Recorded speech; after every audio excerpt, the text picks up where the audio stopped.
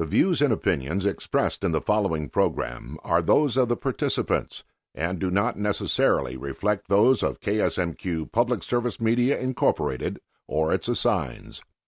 Hello, I'm Eric Olson, host of On Cue. Coming up, we're going to be talking with Jim Hurm, Austin City Administrator, about LGA, Local Government Aid. I know state funding sounds boring, but you're going to want to hear this good news anyway, so stick around. Amy Wangen drops in to talk about how enactment of real-life situations helps to train a better workforce. And Laura Helle joins us to talk about Vision 2020's Community Identity Project. It's all ahead here on Cue.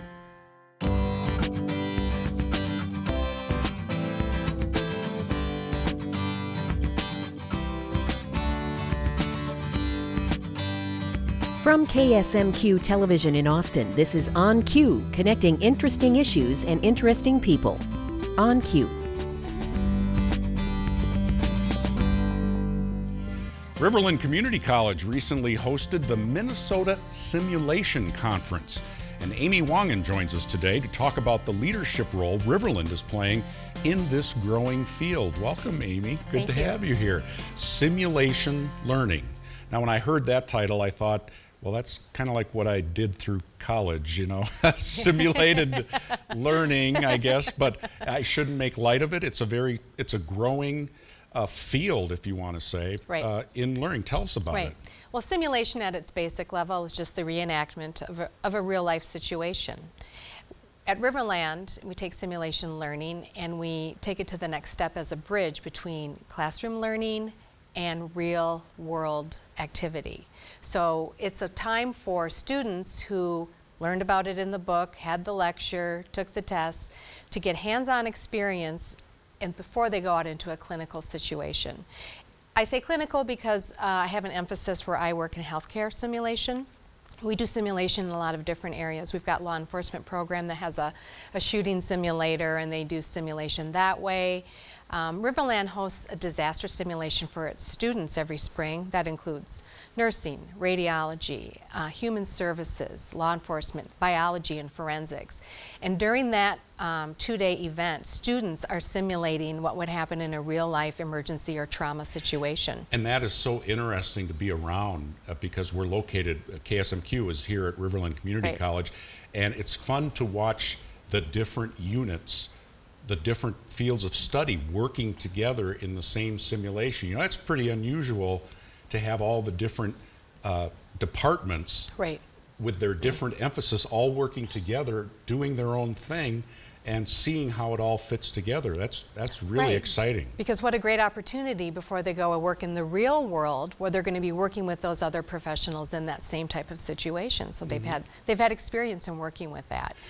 So we have simulation like in an academic setting, but you also find it in a healthcare setting, in hospitals and clinics where they have simulation centers, or they use simulation to help work with not their students who are just learning the profession, but people who are our employees, who are professionals. But this, what you did at the end of May, this is a new thing because it was kind of you brought people in, you took the lead to expand your emphasis to a larger region. What were you hoping to accomplish? Well, Riverland has been fortunate to have a really state-of-the-art simulation lab that we were able to construct with the Minnesota State College University funds and with funding from a grant from the federal government. That opened in 2007. So in many ways, we've acted as a leader in healthcare simulation just because of the facilities that we've had and the passion that we've had for that. But there are people all over our MNSCU system and all over our healthcare system in the state and beyond who are working with simulation. And they are a loosely affiliated group, but there is a great need to have a community. And so we recognize that and that we can really learn from others and the expertise. What are other people doing in simulation? How can we use what they're doing to help us improve?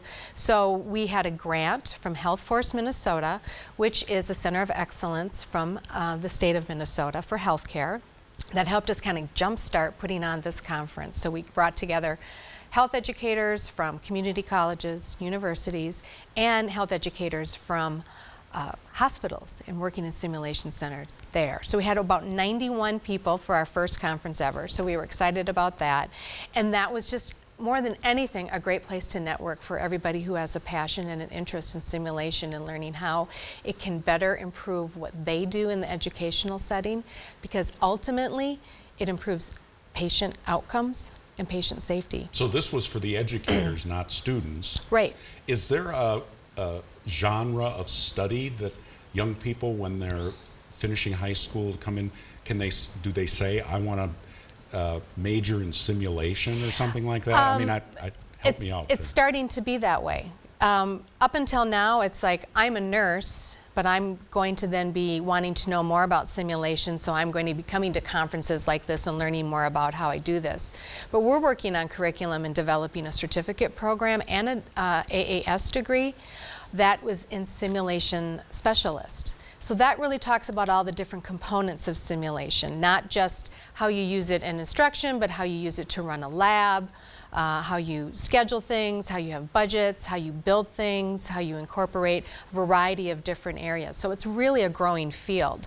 Right now, as I said, people normally have some kind of a healthcare background when they come into it, but now this is something that they can lay over that. And so I fully expect that there will be a day when people come in and say, I'm going to major in simulation. And this is the simulation today, folks. I mean, we had people at the station coming back from lunch that day, and there was a gurney out in the parking lot with what looked like a body on it, and people were standing around talking with it, talking to each other, and people were standing, what's going on out there, and it was just a training presentation. Right.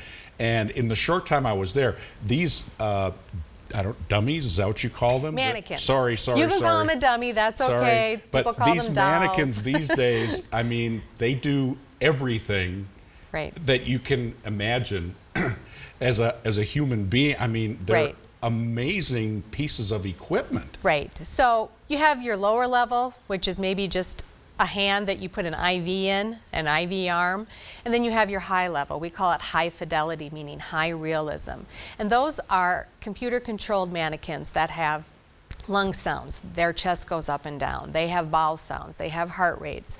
You can program them to react to the simulated medication administration. Right, so what you do to them can have an impact on what happens. Right, and that is why it is such a wonderful learning tool for students before they become their professional career or professionals, because it's a place to make mistakes, that you're not working with real live human beings. And so if you're working and trying to figure out how you're going to administer this medication and it's a stressful situation and there's people talking all around you, which it would be like in a real life situation, let's say in an emergency room. If you make a mistake, the simulator can pass away. And so what a learning lesson that is for you. Or they can have, a negative reaction, and then you have to figure out on your feet, what am I going to do to correct this, to make this better? So. And back to that working within the different units here at Riverland, then you have, in that case, like law enforcement coming in. Right. Because there's a law enforcement program here at Riverland. So they're coming into the same scene, but they're looking for a whole different bunch of information right. than the healthcare provider is. Right. It was really fascinating to watch. We've incorporated the biology students in forensics, and they're analyzing alcohol content in blood and looking at those types of things. So we're trying to incorporate as many different types of programs into this disaster simulation that we run so that we can give some people some really interesting experiences. One thing that we're working with right now at Riverland is a partnership with the CALS program. That's Comprehensive Advanced Life Support. They're based out of Minneapolis, Minnesota. They provide training and certification for people who work in emergency departments. They have like a 2-day or a 4-day training that their people go to, physicians, nurses, other professionals, get certified. We're working with CALS to start to do a refresher modules, because what happens is I live in a rural community at a hospital where I don't see a lot of trauma come through the doors. I had my certification, but I don't really quite remember exactly how that is going to work, especially if I have to interact with the other professionals.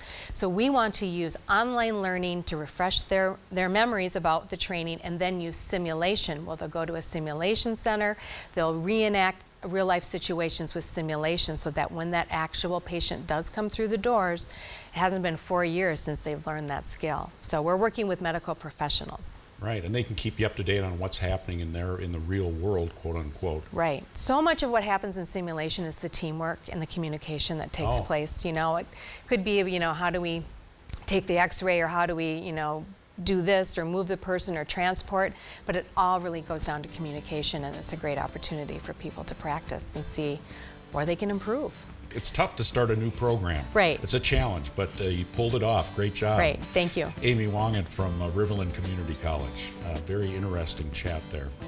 We'll be right back. More of On Cue continues right after this short break.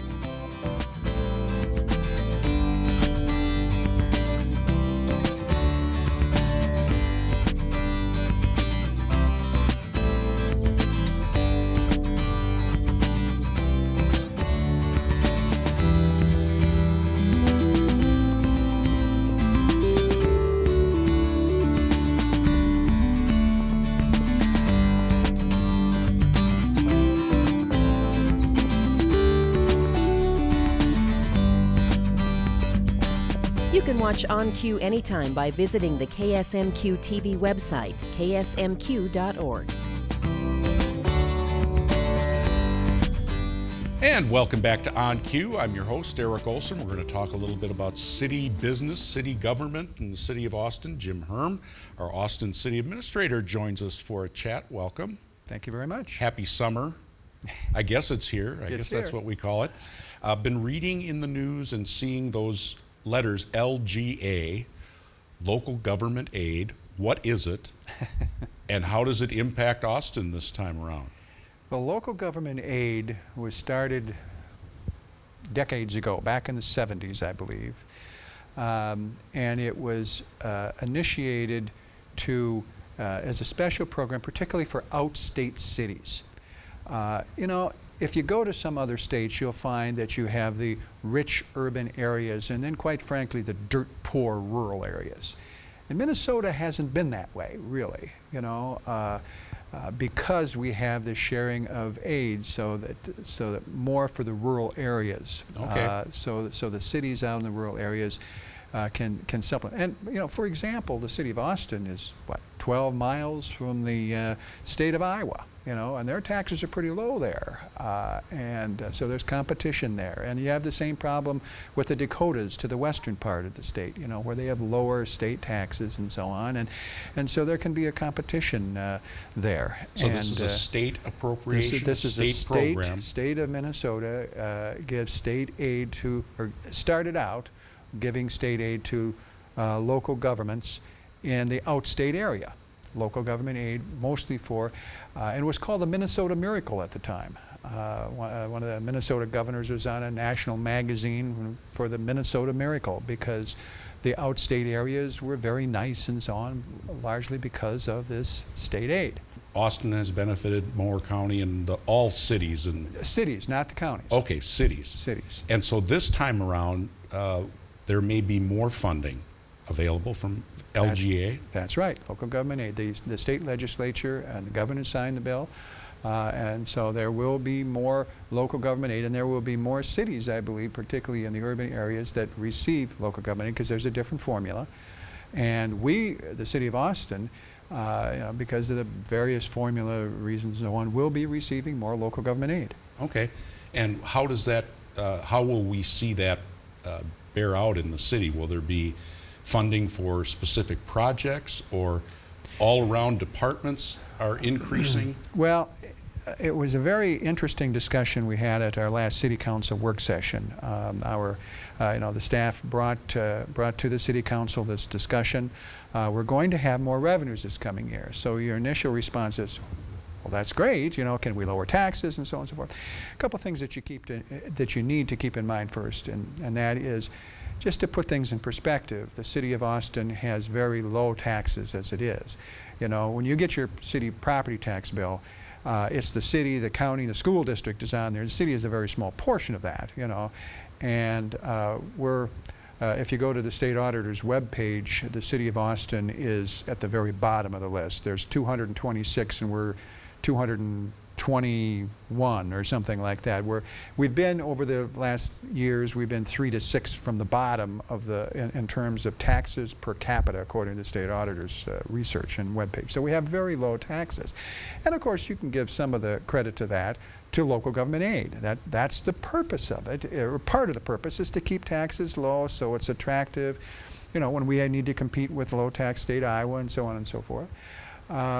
But we haven't just settled with that. We've also, the city council and so on, over the last 20 to 25 years have reduced the workforce as well by almost 2 a year. So over the last 25 years, give or take, we're about 50 employees fewer than we were. So where will this additional funding be seen? Where will it go? Where will it go? Okay. The council had a good discussion, and there will be a slight, a small, I should say, property tax decrease. But you can't get too much lower than where we're at. But what you want to do is, what the council is interested in doing is, we also don't want to have a lot of debt, and the city has very little debt. So what we'd like to do, we have our Vision 2020 program, and so there very well may be some interesting long-term capital projects that we'll want to do there. We have some immediate needs, such as our comprehensive plan. The city needs to have a comprehensive plan, even by statute. And ours is over 10 years old now, and we need to revise that. So that could take well over $100,000, maybe $150,000. I should have said before, how much money are we talking about in this LGA increase? I didn't even ask the obvious question first. Yeah, our local government aid increase, we're anticipating about $750,000 increase. For a biennium or a year? For the year 2014. For 14, okay. Right. Not for 13, but for 14. And so easily $150,000 of that could be used up in that comprehensive plan. And there are some other capital projects. Our law enforcement center, records management improvements, our maybe 800 megahertz radio system. There's some of those types of things coming up that we should be. Oh, the armor system. Is that what you mean? The 800 megahertz thing? Right. It's called armor. Yes. Okay. Mm-hmm. We had Sergeant Pike from the Sheriff's Department was on talking about that. Yes, exactly. Energy conservation. We should be doing more for energy conservation, which will save money in the future. So there's lots of types of capital projects that we should be doing. Again, on top of Vision 2020, that there will be some projects, I'm sure, coming up that aren't on the drawing board yet even. Are there LGA guidelines that say cities you can only use these funds for this or that? There really are not. No, that can go to your general fund and can be used, and again, is intended to be used for efficiencies and for keeping taxes low and so on. And again, you can't get them much lower than they are, or you're off the chart, so to speak. And again, we've been cutting in terms of personnel, and we're very short on personnel, so there aren't too many places to cut. But we do have those capital needs. So that's the direction I think that the City Council, the Mayor, and the City Council are headed, and it makes a lot of sense. It's a great problem to have. Well, it's not really a problem, but it's wonderful that we're able to utilize these funds. As the council making a decision, what are they advising you to do at the present time? Well, this is the direction that now we've had one work session on this with the City Council, but they concurred that this is the direction that they feel that we should be going. The other thing that should be mentioned, and the council needs to keep in mind as well, is that the record of local government aid is sketchy. And what I mean by that is that, sometimes maybe they'll give you an increase, and then you have a budget crunch or something happens, and then they'll take it away from you. And so if you were to have a big tax decrease and so on, you may be asking for trouble 1 year or 2 years further down the line when we just don't know what will happen with the state budget. So it's better for projects, not a long-term thing where you have to have a line item for something for many years. If you want to keep a certain amount of people on your police department, I'll use that as an example, Mike Helle, you better not say, well, we're just going to drop all other revenues and we're going to use this local government aid to pay for police officers or firefighters or whatever. And then all of a sudden, local government aid gets cut by $500,000, and what are you going to do? You can't put yourself in that position.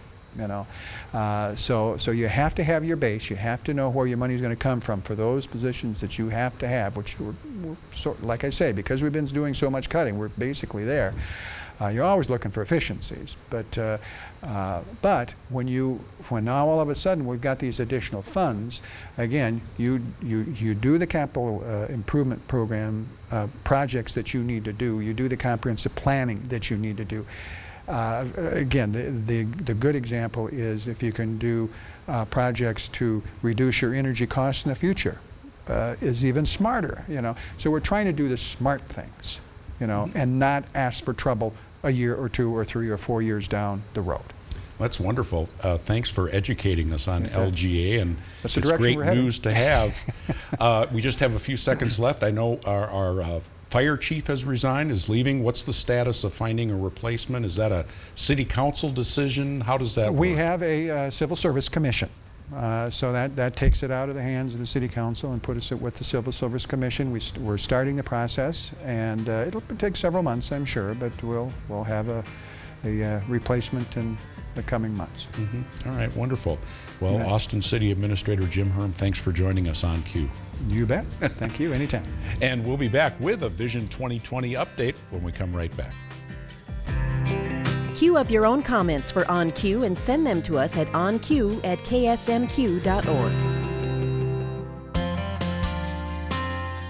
On Q's Vision 2020 segment is brought to you by Hormel Foundation, Games People Play, and Turtle Creek Estates.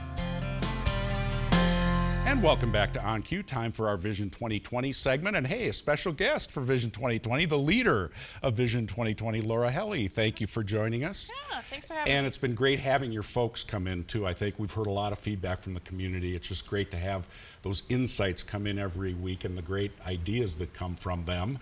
But now you have come here with kind of a new project, not really connected with one of the 10 vision groups, but a separate initiative about how we brand ourselves as Austin. What's going on? Yeah, that's exactly it. As we've been working through the 10 vision areas, we've had several things come forward that have to do with our public image, talking about new signage for bike trails, talking about the Gateway to Austin attraction and how we attract tourism, also economic development, talking about how people search, looking at communities, and if your websites in your community don't have much of a common thread, you don't look like a very coordinated together community. And so it came up through enough different channels that we said, you know, maybe it's time to really look at this. So we're working on a new branding or identity for Austin that would replace the growing together identity with a tree. Right. Yep. And that was introduced in the early 90s. So it's been more than 20 years and probably time for a refresh. And we will incorporate ideas of the 10 groups, like where we're going, and try to meet the logo with where we're going to get as far as what Austin is? Yeah, it's interesting. We wrote a creative brief asking for bids for the project, and part of it we talked about how the identity needs to be aspirational. It needs to sort of reflect where we're going and who we want to be, but it also needs to resonate with people who live and work here every day that, yes, that's Austin, that's who we are, that's what we do. Aspirational. Yes. Not inspirational, but like what we aspire to be. Right. Okay. Yep. And there's a way for folks to interact or give their opinions about it. Yeah, absolutely. On our Vision 2020 website, so that's vision2020austin.com, right on the main page there's a link to the Austin in 3 words survey. So we want you to describe Austin in 3 words, tell us what it means to you. And that's going to be part of our research that we use in informing the new brand, just hearing from people, you know, their impressions, how they think of Austin and how they think Austin can be described the best. And so the people that will be seeing this new logo, presumably, will it be people who are already living here, right? Or will this go out like advertising or something? I mean, Sure. Yep, there's going to be both internal and external audiences.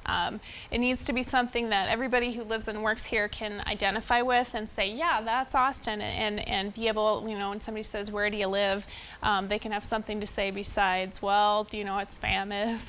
yeah, Spam Town is what Right. Right. Yeah. Yep. And Spamtown has been a great identity and sort of a shorthand for quite a while, but that is very narrow and doesn't really encompass all of what Austin is and what we do. So we want people internally to be familiar with it and have it on the tip of their tongue and feel a sense of pride about it. But it also will be used for a lot of external audiences for advertising that's done by the Convention and Visitors Bureau, by the Development Corporation of Austin, by the Chamber of Commerce, also websites, all kinds of community websites. We know that people that are looking to move and maybe take a job in Austin are coming to their interviews having already Googled, and a lot of times we're hearing from HR managers that people walk in and say, well, we know that we want to be in the such and such elementary neighborhood because that's the best school. Oh. You know, so people are really doing their research and finding out what they can from the web ahead of time. So we want to make sure that web image reflects who we are. Okay, so folks can do that, go on the website and put your best guess what you think about, and then you'll take that and hopefully when are you hoping to unveil something, or do you have a timeline in mind? Sure, we're hoping we'll work on it this summer and then be able to roll out before the end of the year. Okay, So, yeah. Great, Laura, well thanks for coming in. Thank you. Great It's to fun. see you again, back anytime. And that'll do it for us this time on Cue. I'm Eric Olson. Thanks for joining us. We'll see you again next time.